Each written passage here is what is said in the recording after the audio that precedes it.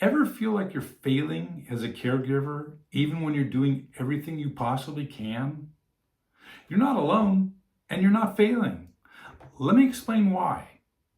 Hi, I'm 𝗕𝗲𝗃𝗃𝗃. My wife Sonia was diagnosed with Alzheimer's in January 2020 at the age of 65. I've seen too many caregivers suffer physically, emotionally, and mentally, sometimes more than the loved ones they care for. I was determined not to let this disease take me down, and I found a way to cope. Now I help other caregivers do the same. Like many of you, I faced moments of doubt in my ability as a caregiver.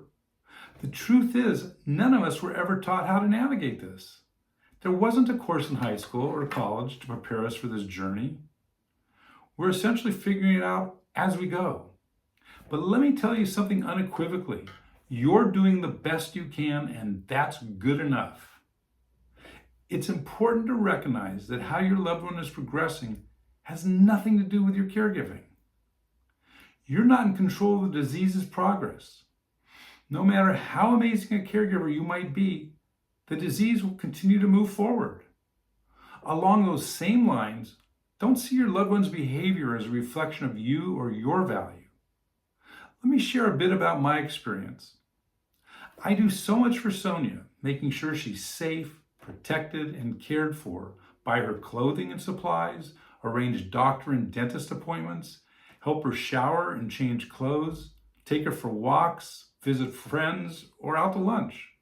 I even make sure she gets her hair colored and her nails done. And yet, she doesn't recognize all these things, nor does she thank me for the sacrifices I've made. Every now and then I'll get an "I love you," and it's amazing when it happens. But I know it's not about me. It's the dementia and the way her brain is interpreting things. I take the attitude that if I can give her some moments of joy, that has to be good enough for me. Now, I know a lot of people mean well, but there are always those armchair generals who like to tell us what we should do without ever stepping into our shoes. These folks offer advice with little understanding of dementia or our unique journey.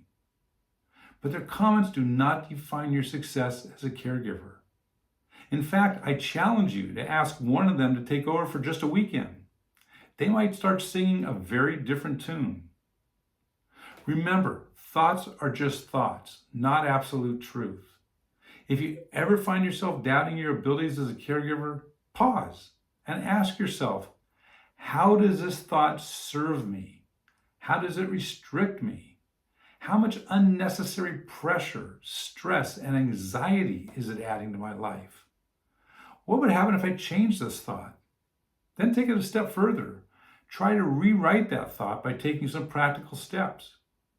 For example, if you think, I'm not doing enough, remind yourself of all that you do every single day. No matter how great we are as caregivers, our loved ones are going to decline. That's the disease, not your caregiving. Regarding those armchair generals again, their comments might make you doubt yourself. But you need to remember our journeys are unique. None of them are the same.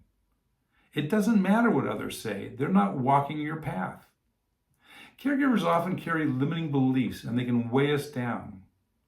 See if any of these resonate with you. Nobody can do as good a job as I do.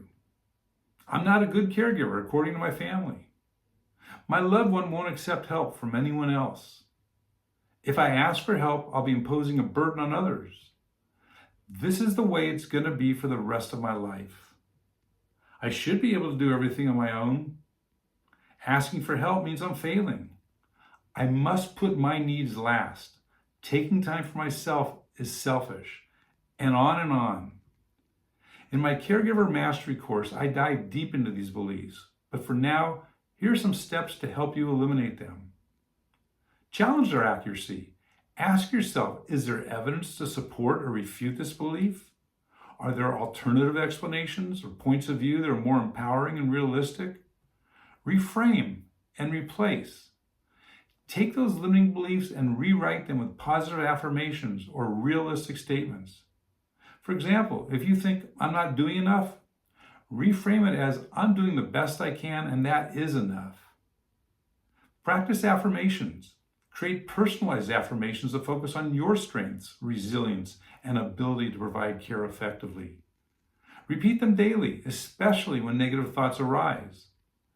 Visualize success. Imagine yourself overcoming challenges and providing excellent care. This simple technique can enhance your motivation and foster optimism. Above all, don't let the negative comments of others take hold of you. Your value as a caregiver isn't defined by what they say. It's defined by the love and effort you put into caring for your loved one. So I'll say it again. You're doing the best you can, and that's good enough. If you're feeling overwhelmed, exhausted, or like you're losing yourself in caregiving, you're not alone. That's exactly why I created Caregiver Mastery, a step-by-step roadmap designed to help you manage stress, anger, and burnout so you can care for your loved one without sacrificing yourself in the process. Inside, you'll learn how to say yes to yourself without guilt, reduce overwhelm, and find peace, even in the hardest moments. I call this place Heaven Island, a state of peace, acceptance, and clarity where you can care for your loved one without losing yourself. It's time to give yourself permission to breathe, to rest, and to heal. Click the link below or visit caregivermasterycourse.com to get started today. If this video helped you, please like, share, and subscribe. I post caregiver support videos every Monday and Thursday. You're not alone in this. Let's do this together.